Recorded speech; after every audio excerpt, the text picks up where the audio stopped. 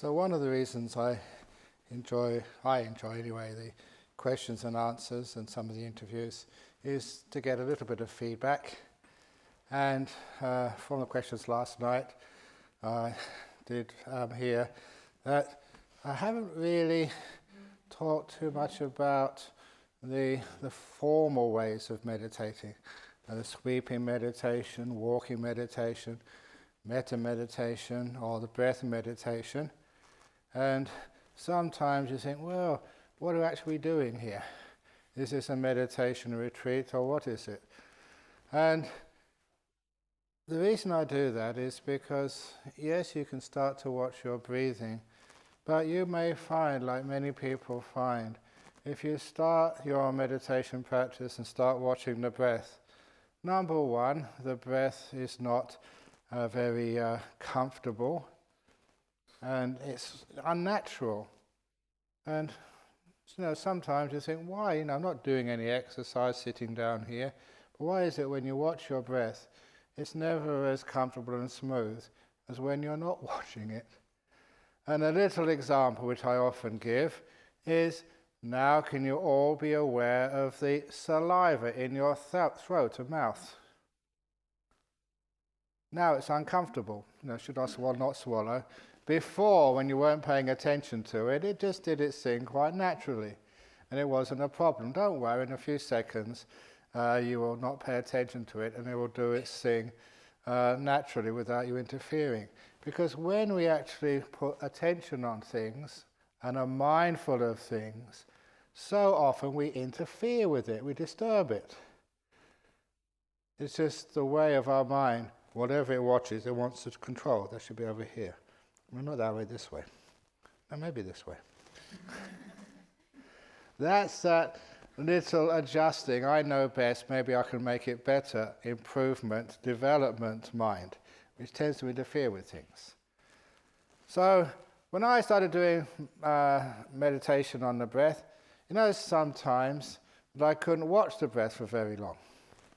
And then what did you think? More force. Sit there, come on, watch the breath, no matter what. And after a while you got very tense and it wasn't pleasant at all. And so sometimes you thought, what's happening there, what's going on? And of course the answer is, whatever you do in life, preparation is really important, it's essential. If you are, say, cooking or helping with the food preparation, you've got to wash your hands first of all. You've got to make sure the bench is nice and clear. And the preparation makes everything much easier. Buildings, you've got to make sure it's a very strong foundation. And then you can have a nice building. Otherwise you end up with the Leaning Tower of Jhana Grove or whatever. So preparation is so important. And later on, when we come to the Anapanasati Sutta, which is in that Word of the Buddha class, the Sutta class in the afternoons, you will see there that there is a preparation which is important. You go to a nice quiet place. Yes, you can meditate in noisy places if you're skilled in meditation. But when you start meditating, you want to have everything as comfortable as possible, the least possible distractions. Yes, when Ajahn said it's not the sound disturbs you, it's you who disturb the sound, that's fine if you really got some, as they say, runs on the board, miles on the clock as a meditator. But when you first start meditating, then sometimes it can be very distracting. So we start in a very comfortable place.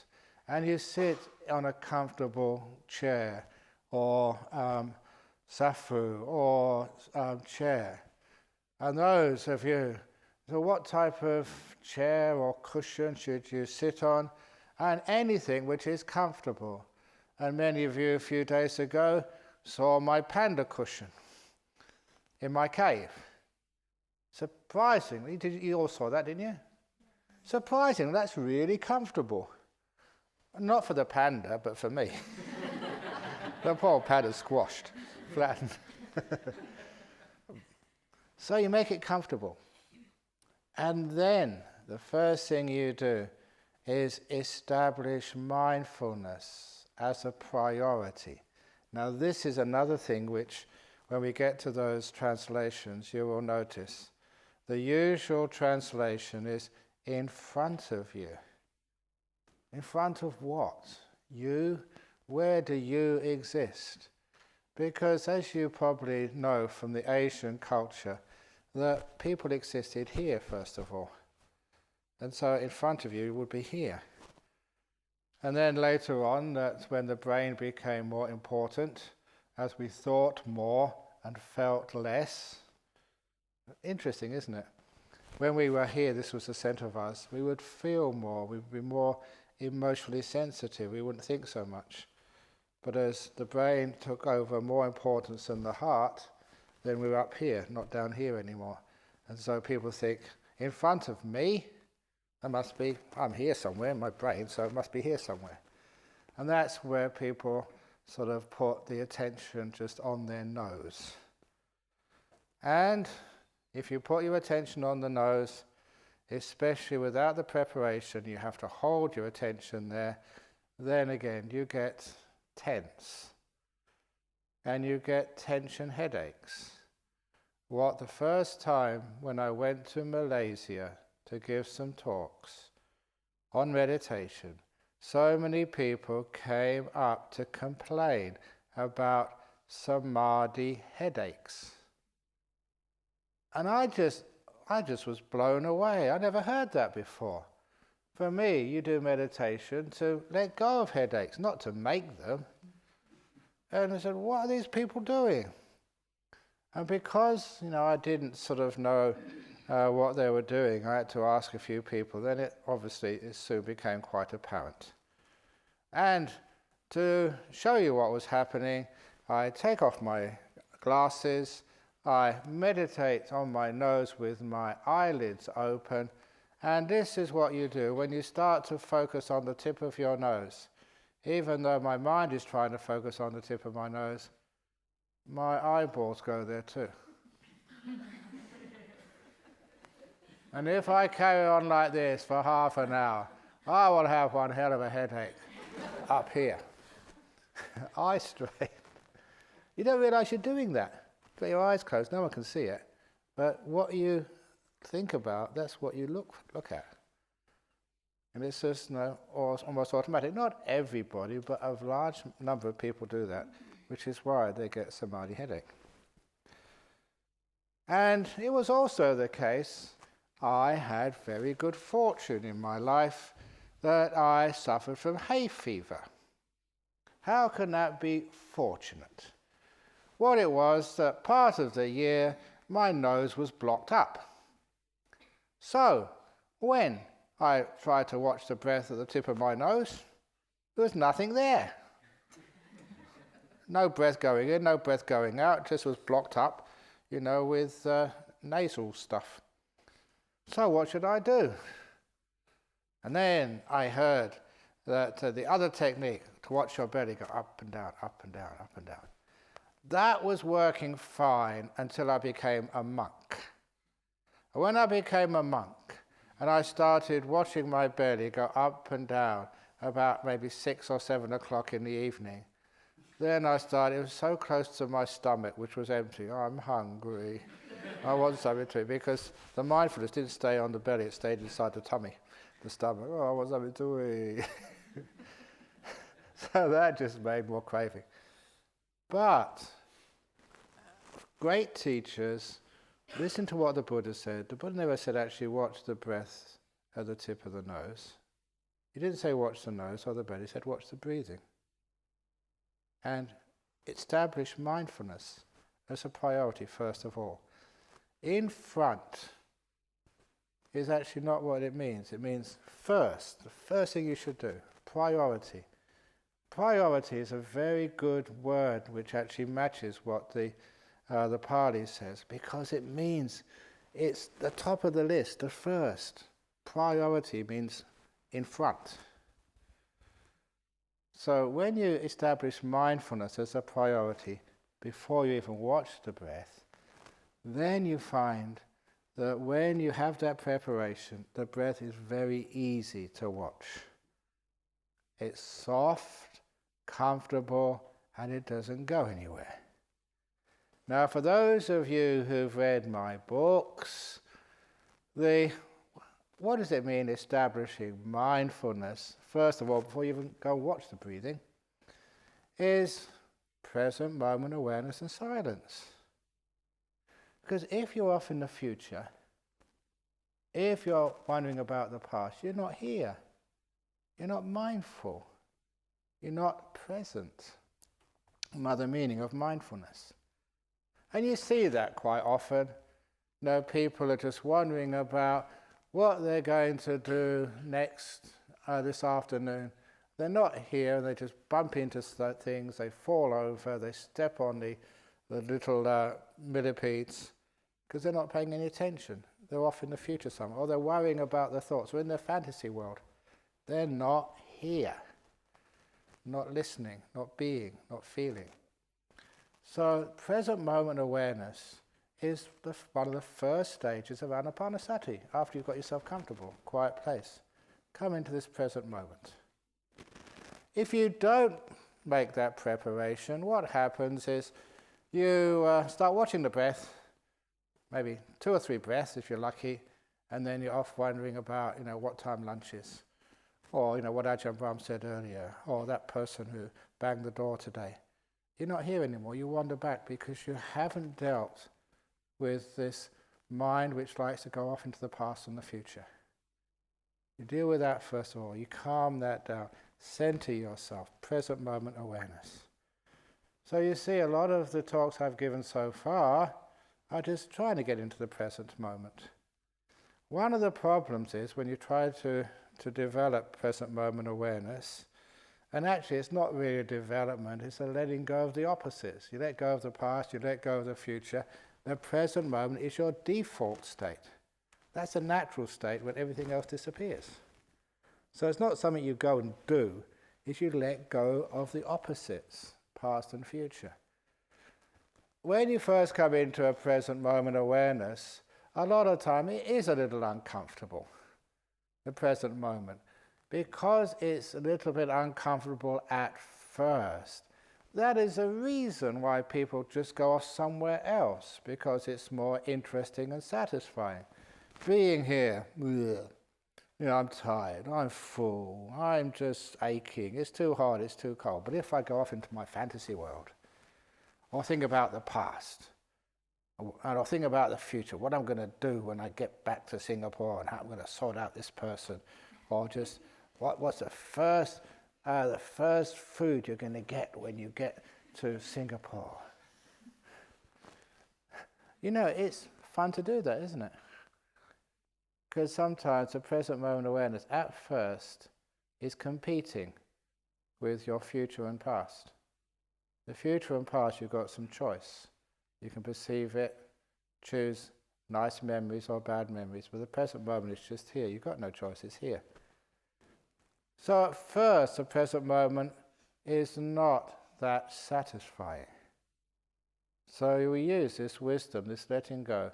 We'll just stay here for a while. Don't need to go off into the past or the future. It's alluring, tempting, but I'm going to stay here. And the thing with the present moment, the longer you stay there, the more pleasant it becomes. It's strange at first. The simile, which, and it's hard to find similes for these things, but the only simile I've ever come up with is you're on a journey, you've been working very hard, tired, and you find somewhere to sit down, any place to sit down, just to take a break. And the only place you see is a very cold, hard, lumpy stone bench. But at least you can sit down on it. When you first sit down on it, it's cold, hard, and very lumpy. But the longer you sit down on it, the more soft and comfortable it becomes. You warm it up. And after a while, it feels good. Just like the present moment. At first, the only place you can really stop and rest. But at first it doesn't feel so good, but you stay there a little while and it starts to feel pleasant. You relax into it, and the mind notices the joy of the present moment. Now you get someone like an Eckhart Tolle, he made a lot of money out of that, without noting that that was plagiarism from the Buddha. But we don't mind sharing the teachings as long as they work. And with the present moment, it does become very delightful. It's a sense of freedom. All that future and past is just such a burden, such a worry. And it doesn't matter how many times you think of the past, you can never change it, you can never solve it, you can never settle it at all. We always think, bring up the past, learn from it. You don't learn from it. You just suffer from it. Instead, we learn from the present, not from the past, from the present. And as for the future, this is what I often say when I give guided meditations. This is where your future is made, right now, this moment. This present moment is the only time you can do anything for your future. So if you go thinking about your future, you are spoiling it. You're neglecting the place where you can do something about your future right now. So if you want to be peaceful and happy, say, I'm going to be peaceful and happy. After this talk, I'm going to go find a nice place and sit down. You're missing it. Right now is where peace is made. Health, happiness, right now. So the present moment, it becomes really important. And you get used to this and you value it. It's a great place to stay. Even though, say, you've got problems, something you've got to find a solution for, don't go off into the past. The solution you'll find in the present moment. Not in thinking of the future or going through all of your records of the past and trying to find something there to solve the problems of the present. Doesn't work. So problems of the present are solved in the present, right now. So after a while, you really get into this present moment awareness. To help you go into the present moment awareness, people say, well, what should I watch in the present moment awareness? And when I first heard that, I thought, just how little people understand what the present moment is. They don't know what it is, they don't know what to watch. So we give all these skillful means about how or what to do in order you don't do anything. It's weird, isn't it? I've got to teach people how to not do things. Should be the most simple thing of all. Just stop doing things. Just stop. Don't do anything. Yeah, but how to do that? You don't do it. You just... So anyway, yeah, that's fun. It sounds very obvious, but, it's impossible. So we have all these little skillful means. And one of those skillful means, which you can use in so many areas of your meditative life, or your work life, or when you're sick, or whatever happens, sometimes the simple stories can be the deepest. People sometimes miss this. They think, oh, that's just a joke. That's got no deep meaning. And it has incredible meaning. And one of those stories is one of the key stories of the first book, Opening the Door of Your Heart, was the Emperor's Three Questions. You probably all know that. And you read it to your kids, and you think that's got nothing to do with meditation. My goodness, it's got everything to do with meditation. Story in brief, Emperor just had it up to here with religion, always fighting each other, arguing. Which is the best religion? Which is the best part of the religion? Which is the best part of the best part of the best part of the religion? Who's the best teacher? I follow this monk. No, you should follow a nun. I don't follow nobody. It gets such a lot of arguments. So he decided to find his own religion. And he decided all he needed was the answer to 3 questions, and those 3 questions became the Emperor's 3 questions. It came from Leo Tolstoy. I read that as I was a student, a group of short stories. So, when is the most important time? The easy one, now. It's the only time you have. what's the most important thing to do? I'm changing the order around here. What's the most important thing to do? And it's to care. And the story behind that, doctor here in Perth, one of his patients died, and he was devastated. He was only just a junior, an intern or something, I forget what, but the first year of actually taking some responsibility. And he was so devastated because he had to tell this young woman's husband that he had no wife anymore, and his 2 young children had no mother. And that was just an awful thing to have to do, because they didn't expect her to die, and it was a shock. Imagine that 2 people just got married, maybe 2, 3, 4 years, whatever, and now suddenly she was dead, and her husband just shocked, grief, just knowing, what the heck am I going to do now with these 2 young children? And he felt guilty. The trouble with guilt, you can tell a person, look, it's not your fault, but that doesn't really help, does it? You say you didn't do anything, it was not bad intention, but they still feel they could have done some more. So he came there, he wanted to resign. He wanted to find another job, he couldn't do that anymore. And fortunately, he came to the right place, and I said, look, you've misunderstood the purpose of being a doctor. The purpose of being a doctor is not to cure people, but to care for them. Just one change of letter, changing the U for an A, not curing, caring. Because if you want to cure people, you're going to fail many times. You know that people actually die in hospital? They don't always come out on their own 2 feet. Sometimes they come out in a box. That's life. You can't always cure people, but you can always care for them. You can always do that. And if you make caring the priority, yes, some people will die, but they die having been cared for. And that changes the whole process.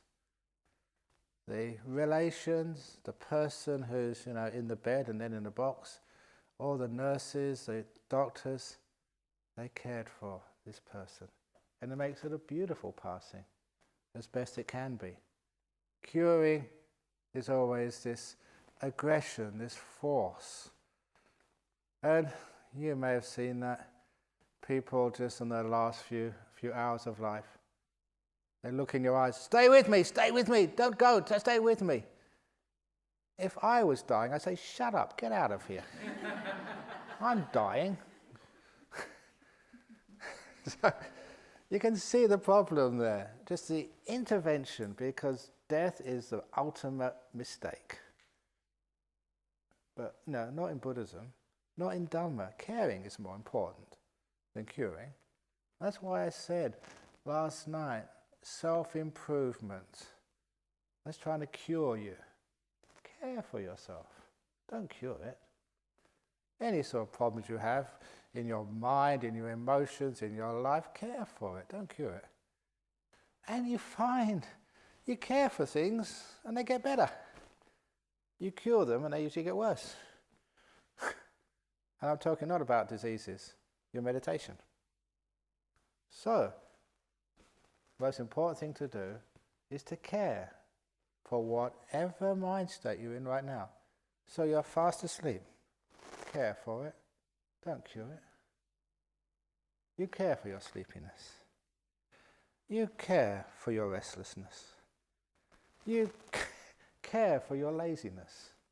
Whatever it is, don't try and cure it, care for it.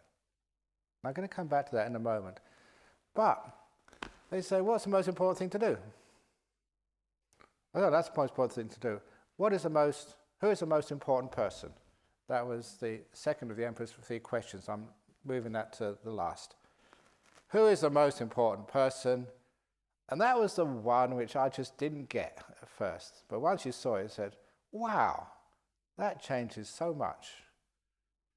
I always thought that, my teacher, a God or a Buddha, or my girlfriend or whatever, your boss was the most important person. And then later on, people say, no. You are the most important person. I am the most important person. Because, over in the Western culture, the culture of I, of me. And then both were totally wrong. The most important person was the one right in front of you, whoever that happened to be. I thought, wow, that's amazing. Because so often in my life, especially at that time, student, you go up to a professor after a lecture, you wanted to ask a question, and you asked a question, and the professor was not listening to you. You were just a small, insignificant student. They had better things to do. And that was really unpleasant. That might happen to you at home. You come home and you want to say something to your wife. Say later, darling. Yeah, it means you're not important. You felt that, haven't you? I try my best as a teacher. No matter who you are, you come up and ask a stupid question which I've heard 1,000 times before.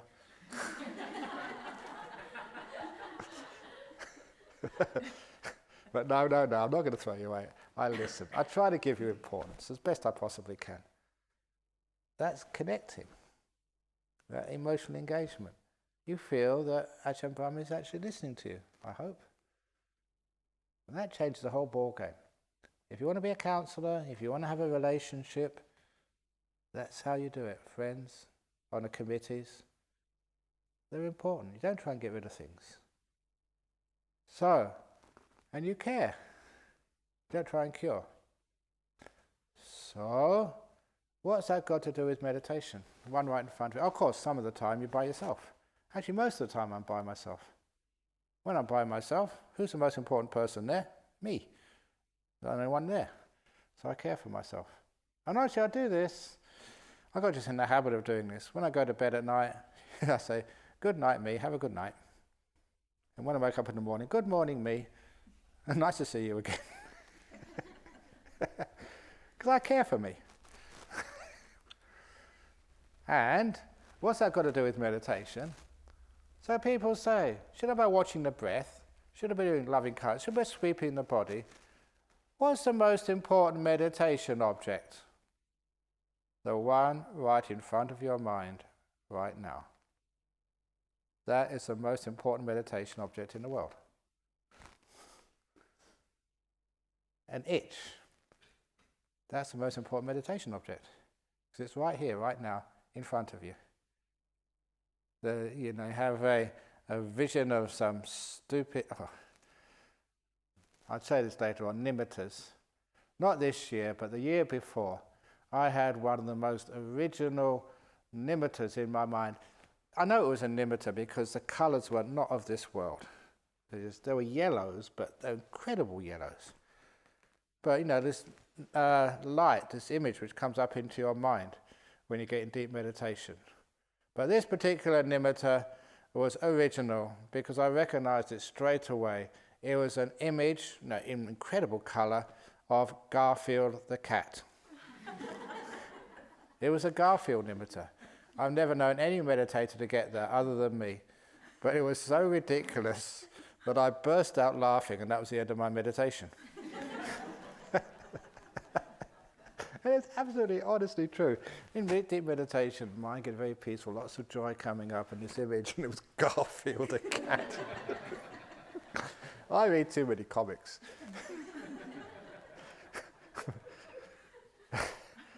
But anyway, I should have it was important. Just be with it, whatever it is.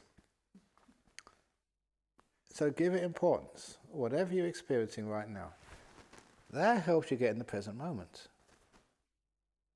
Because when this moment is not important, something else is better.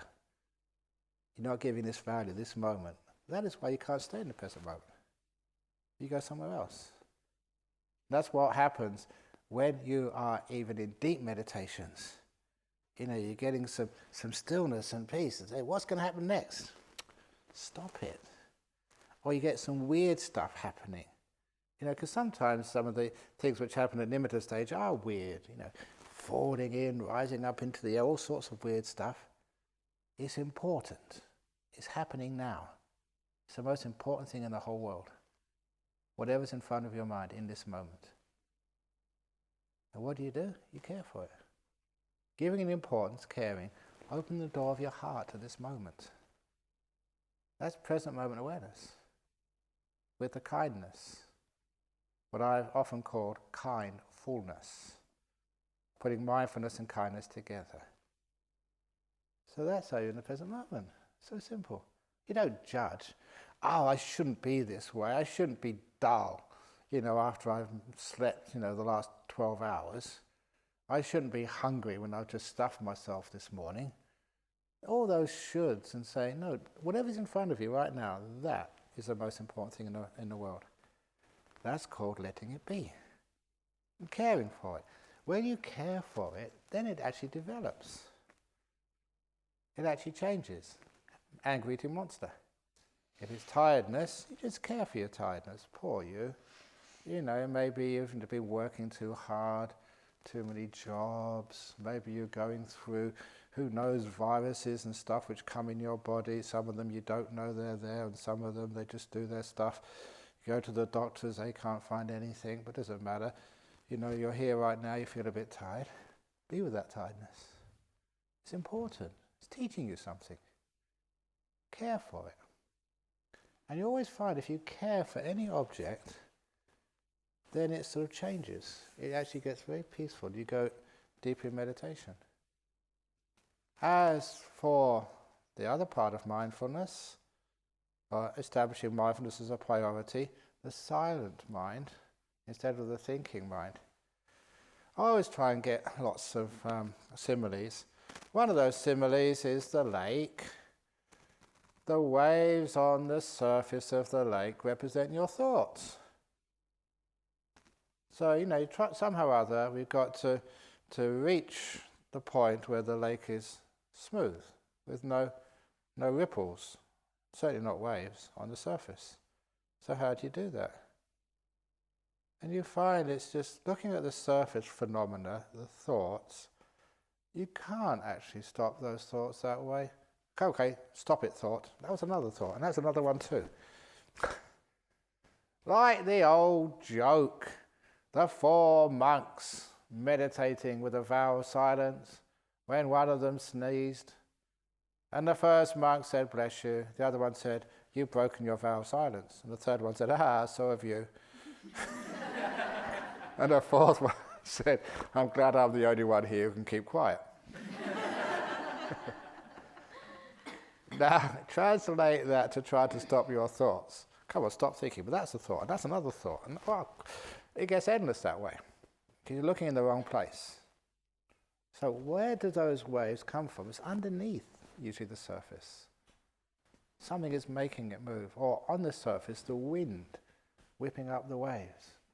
The wind of wanting. The lack of contentment. Not happy to be here. That is where the waves come from. So, I tried to do this for years. Please, don't do what I did. Of course you will, you have to, but nevertheless, you get the message sooner or later. I was watching my breath, and breath would wander away. So what did I do? Pulled it back again. It wandered somewhere else. Pulled it back again. Wandered somewhere else. Pulled it back again. And that was endless. So instead of just doing something, I stood back and investigated. Why? Why won't my mind stay with my breath? And soon I realized because my mind and me had a very bad relationship. I was controlling my mind. Just like, similarly, if you have a maid and you don't treat her well or him well, of course they'll run away. They try and get away from you because they don't love you. Or like that person in Singapore. Once I told a story about a similar story over in Perth. This Singapore girl, she said when she was very young, she had an argument with her mummy. "I don't love you anymore, mummy. I'm leaving home." And the mother was very smart and said, "Okay, darling, I'll help you pack." and gave the kid $20 for lunch. And so the waved the 5-6-year-old off at the door, not the door, at the elevator, in the what was it called? The HDB blocks, yeah. Waved her off at the elevator. Bye-bye, darling. Have a wonderful life. And the little kid managed to push the button. The doors closed. Mummy sort of waved her away. She let her kid go. Only 5-6 years of age. What happened to the kid? He got to the ground floor. By that time, felt terribly homesick. Managed to actually somehow punch the button for the floor where she lived. And so the elevator went down, went straight back up again, and the mother hadn't moved. Welcome home, darling.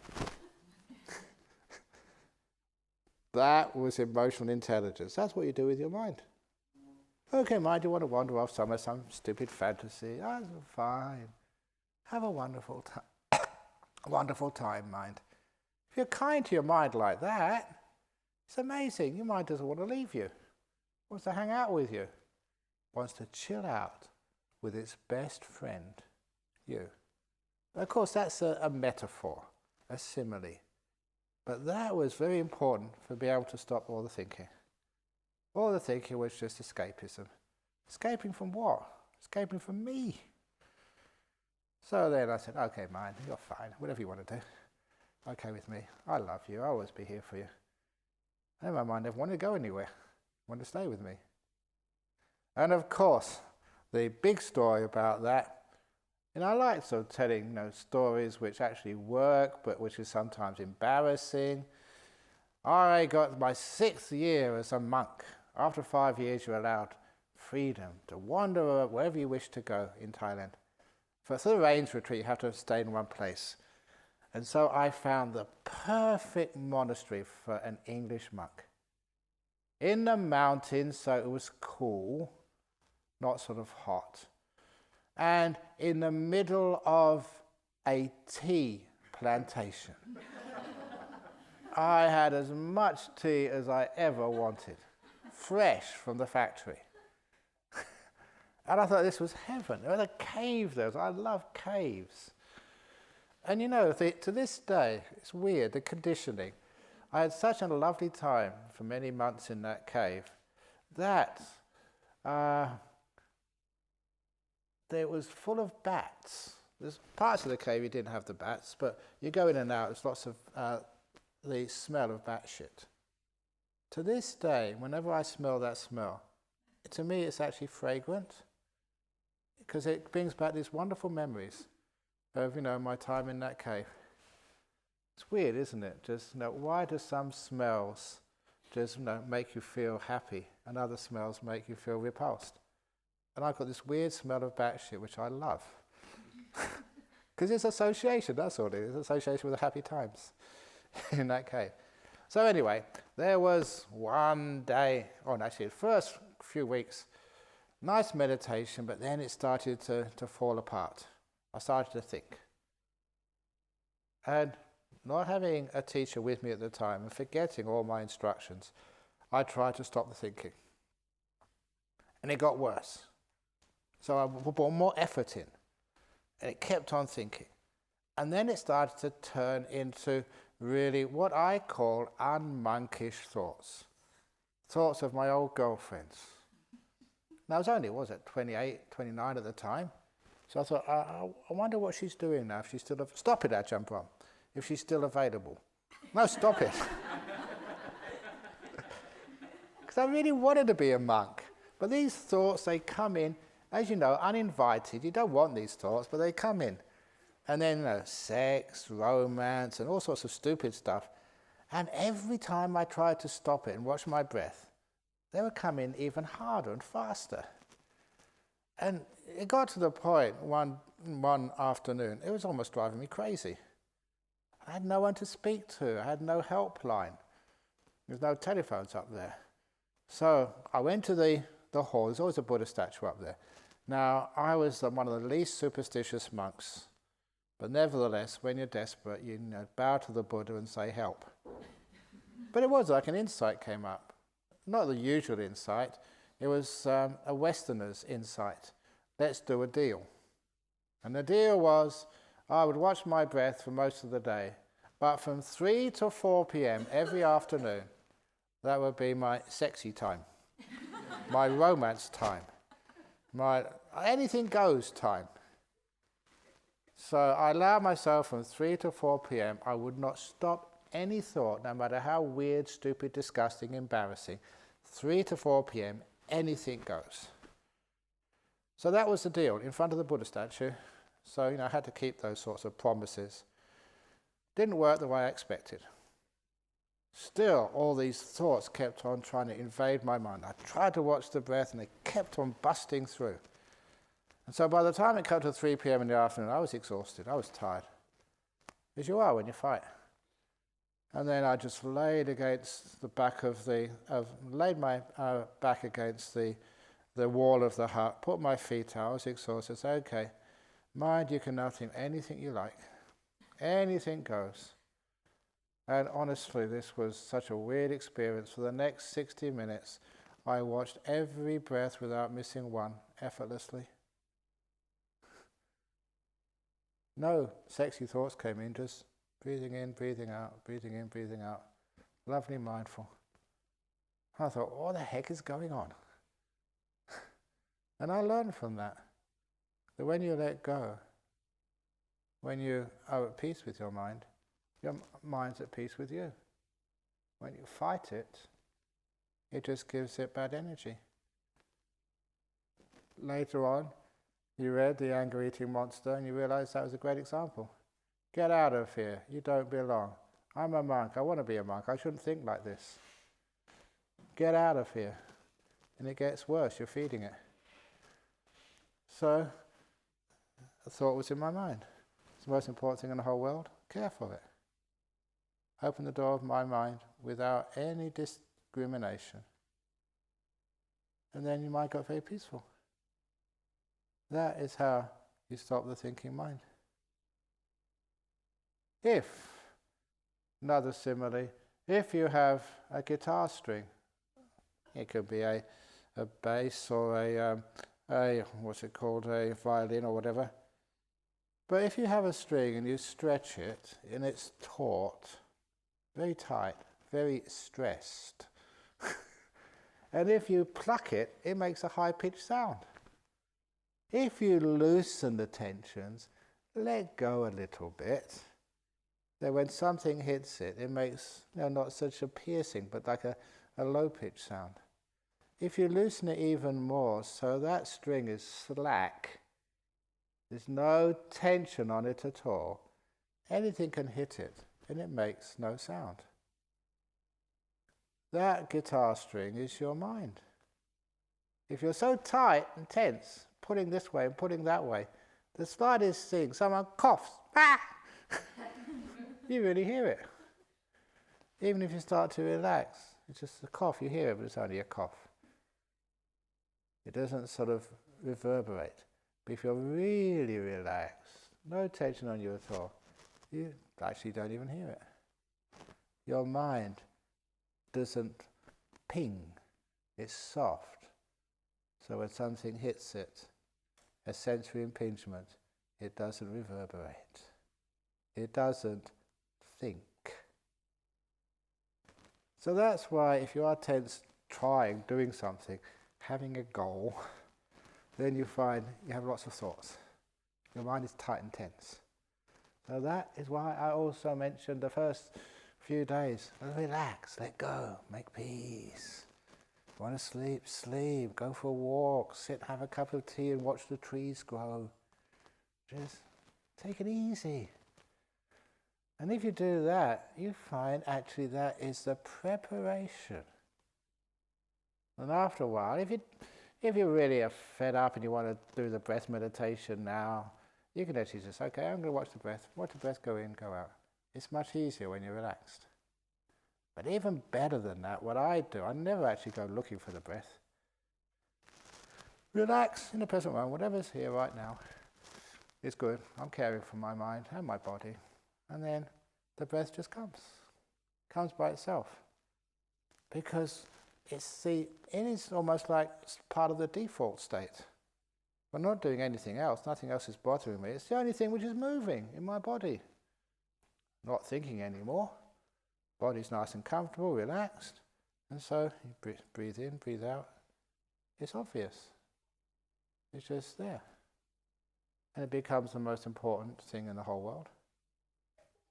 You care for it. Because you care for it, it stays with you. If you don't care for it, it goes. So in order to encourage this beautiful caring of the mind, because so many meditators are too forceful. You've been treated too harshly in Singapore. Forced, pushed, having to live up to so many things. That is why we have all these teddy bears around.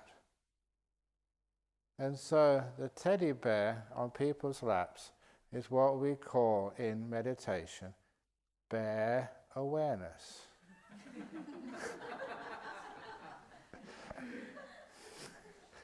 Which happens to be the title of my latest book, which has come out, Bear Awareness. Now, this is stupid. We're supposed to be meditating. This is not a serious meditation place. This Ajahn Brahm, he's not really into enlightenment or getting into deep meditation. He just is softly, just bears everywhere. That's juvenile. You try it. Bear awareness. You take one of the little teddy bears and you hold it in your lap. And you can't help but being kind. This beautiful, soft, cuddly little teddy bear. And you put it in your lap and your meditation improves enormously. It's very hard actually to be angry, aggressive and fed up and distressed and depressed with a teddy bear in your lap. And you just cuddle it and just... and then you're having it in the lap, you get so relaxed and peaceful, then you can watch the breath together with your teddy bear. And people who haven't done that before, please don't say this. They come up and say, Ajahn Brahm, it works. I know it works. So don't disturb me that way. Just come and tell me if it doesn't work. Throw the teddy bear at me. But this is where we put that kindness in, and then you can start watching the breath. Now, people ask about counting the breath. Yeah, you can count the breath if you wish, but that gets so sort of forceful. When you get to the Anapanasati Sutta, it's just to start the breath meditation, just to make it interesting, but giving the preparation of kindness, that it works the very best. Now, I did say a bit of sweeping meditation. With a sweeping meditation, that is especially when you first sit down to meditate. It's like caring for your body and also just being aware to make sure everything's okay before you let the body go. Just like if you're going on a journey, you check the car first of all. There's enough fuel or gas in the engine, there's enough water, everything is all tidy, because you just can't just get in the car and go. You might run out of petrol halfway. Imagine if the aircraft did that when you left here. They forgot to fill up with the air fuel. And they can't really sort of land in the middle of the desert in Australia to fill up. So, we learn how to look after our body. So, the way I teach this, and I teach it as a way of awareness and kindness, but which also has a very powerful effect on you. So you close your eyes, and I'm not going to do this now, you can do it for yourself. The guided meditations, which PJ kindly did yesterday, was it morning or afternoon, whatever. Look, one of the best ways of doing that, because some people like it, some people don't, you've all got your iPhones here, I've seen them. Download your favorite guided meditation app or talk. There's heaps of them online. I've got quite a few on there. Just, that my ones are no charge. So you can download your favorite one on your iPhone. Short, long, it's up to you. And then whenever you want to do a guided meditation, even here in this room, You put your earbuds in, and you close your eyes, sit comfortably, and it's like you've got your favourite teacher right next to you, speaking in the earphones. It's a wonderful way to have the guided meditations. And that means everyone can do it their way when they want to. When you're feeling a guided meditation, it's there for you. And when you don't need one, you can just sit here by yourself. Even you're on your bed and you feel a bit, yucky. And so you're lying in your bed and you put the guided meditation on there. It really helps you. But with the sweeping meditation, closing your eyes, just relax as best you can. Start with your toes. Can you feel it? Don't even look at them right now. Don't look at them. Can you feel your toes? And at first I thought, this is stupid, but I've got no toe feeling. Unless I bang my toe, then I feel it. But you can actually, now just paying attention there, I can actually feel it. Feel my toes. And whatever sensation there is, you find it always changes. So I just ask my toes to relax. And they do. Just as an active choice, I can actually relax my own toes. Weird. But you practice on that. What you're doing is making a neural connection with that part of your body. When you've got the connection there, you've got the mindfulness, you can mess around with it. Because the mindfulness gives you feedback. You can find out what makes it more tense, what makes it less tense. I go to my feet. Ankles. Calves. The calves are very easy to watch because I don't know about your calves. There's always sort of a tightness there. Well, not tightness, I suppose, but well, it's really difficult to give these things names. You don't need to give them a name. I can recognize that's calf feeling. And then you can relax it. Whenever, if I get a bit not tired, running about, and I lay down in bed at night, that's usually what keeps me away, the feeling in the calves. I don't know why, maybe it's just me. But then I just relax my calves. I learn how to do that, and then you go to sleep. There's some tightness there, which is, it's a feeling sometimes you don't notice, but when you got that feeling, it actually stops you from going to sleep. So I relax my calves, relax my thighs, relax my butt, and then I go up the body. And by the time I get to the waist area here, my mindfulness and the ability to relax, and of course it's kindness which does the relaxing, the letting it be. Open the door of my heart to this moment. You can feel everything relax. When I get to up here, this is really the vital part of your body, where all the essential organs are. And so as I go up here, sometimes you can feel there's a little bit of ache or pain there. And that's actually how I learned how to overcome the food poisoning. Or any other irritable bowel syndrome, you can actually look at your bowel and start to relax it. You can feel it relaxing. Sometimes you go up here, you don't know exactly what it is. Is it kidney or liver? It's a long time since I did any anatomy in biology class. Whatever it is, there's a feeling up there somewhere. So I focus on it and just relax it as I sweep up through the body. And I say it, as I said, women, a substantial portion of you, not everybody, will have some breast cancer. So you focus on that. If you feel there's an imbalance there, you learn how to relax things. And it'd be great if someone would do a survey on this to see how effective it is. But to me, it feels this is incredibly effective. You can actually lessen everything, lessen all the problems, catch it so early with your own mindfulness. Your body, it keeps on telling you, but sometimes we're not paying any attention. When you really build up your mindfulness, you can feel your body. You can feel what it needs. And then you go up, through your throat, through your head, everywhere. You can relax everything. And when you do relax like that, you feel so good, sweeping the meditation right up to your head. And the last place I always go into my brain. Because again, brains get very tired, thinking too much. So I go into, you're not supposed to be able to feel anything in your brain, but it doesn't really matter. I just imagine and just relax my old brain. 66 years of heavy thinking. It needs a bit of a break, so I relax the brain. And afterwards you feel really good. You feel at peace with your body. It's like going to a spa, I would say. So that's how you do a sweeping meditation. And take your time, doesn't matter how long, if you come to a place and you feel there's a problem there, there's a tightness, a tension, that's where you stop. Until you relax it totally away.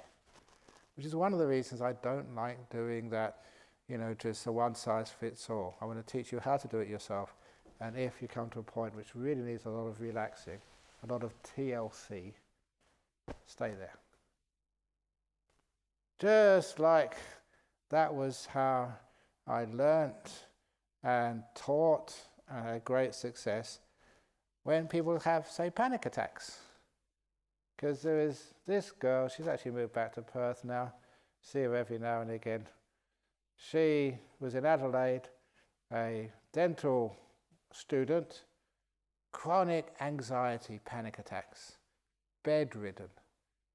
They didn't put her in a hospital, she was at her student accommodation with her boyfriend Lloyd. And he would do everything for her. Cook for her, clean for her, because she was actually in bed 24/7. And no psychologist, psychiatrist, doctor could actually help her. Until Ajahn Brahm runs to the rescue. Well, not really runs to the rescue, but was on the telephone. Her uncle was one of the strong supporters here. And so, healing, said distant healing. This was distant healing, but using a telephone. So I said to her, when you have a panic attack, where do you feel it? What part of your body? And he said, it was in my chest. Exactly where? You're a science student. I want coordinates. Millimeters above your belly button to the left or the right, and how big that pain is, whether it's in the spot, whether it's round, circular, or ovular, or a square. I'll give you 3 days and call me back. I'm a busy monk. So 3 days later, she called me back. And number one, she had something to do. It's important when you do distant healing, curing therapy, you actually let people take charge of the process. So they're not dependent upon you. They find out for themselves.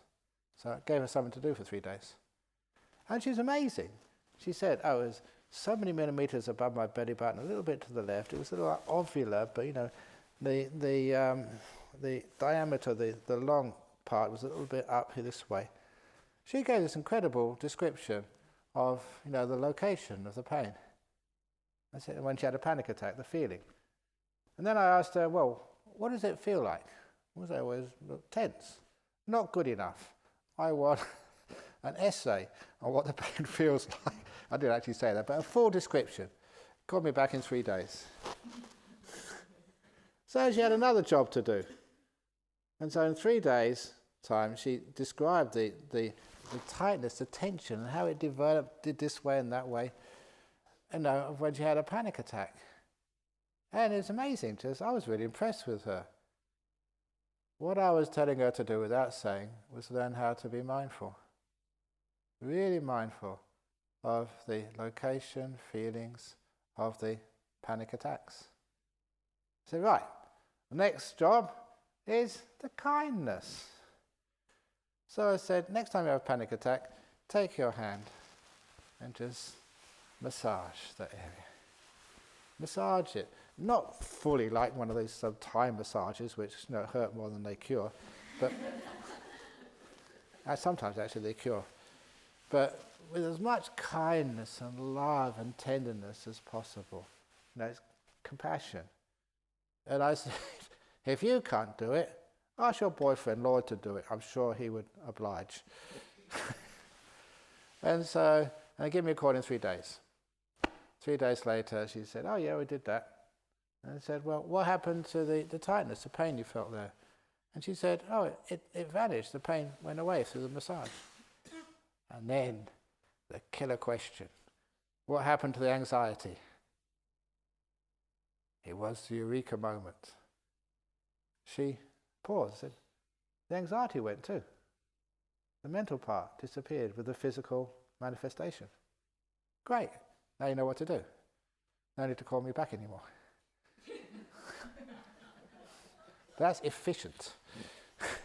And it's brilliant. A couple of weeks later, I got from her uncle, she was out of bed, back to school, finished first class honours in dentistry. She did another course over in Sydney, and she married Lloyd in the sunken gardens at UWA with Ajahn Brahm in attendance. I gave the blessing there, and I was her monk.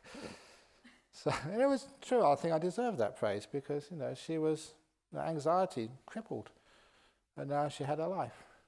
Knew how to overcome anxiety disorder with mindfulness and kindness. So when you sweep the body, you can become so aware of what's happening. Add the kindness. It's incredible what you can do. So that's sweeping the body. That's getting the preparation for mindfulness of breathing. Present moment awareness. Whatever you're aware of right now is the most important thing in the whole world. The only thing to do is to care. Now, the only time you ever have. This is where your future is made. Things like that. Meditation is easy. You've got the preparation right. And if some problem arises in the meditation, that problem is here now. It's most important. Care for it. Don't get rid of it. Don't think something's wrong.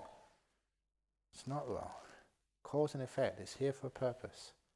It's telling you something. Listen to it. Be with it. Care for it. That is the way of meditation. More to come tomorrow. Sadhu, sadhu, sadhu. Stretching is so nice. So many endomorphins coming to the body. Oh, yes. Okay. Are you going to do another guided meditation this morning? Okay. Oh, excellent. So grab your teddy bears. The best ones are still there. You have to be fast, otherwise they will disappear. And you can always share your teddy bear, loan it. If you want to take it back to your room with you, you're fine, but please bring it back before you go back to Singapore. Because they haven't got a visa to go to Singapore. There'll be illegal teddy bear migrants. We'll do that at 9:15, so about 10 minutes before break and all that. So we'll just see you back here at 9:15.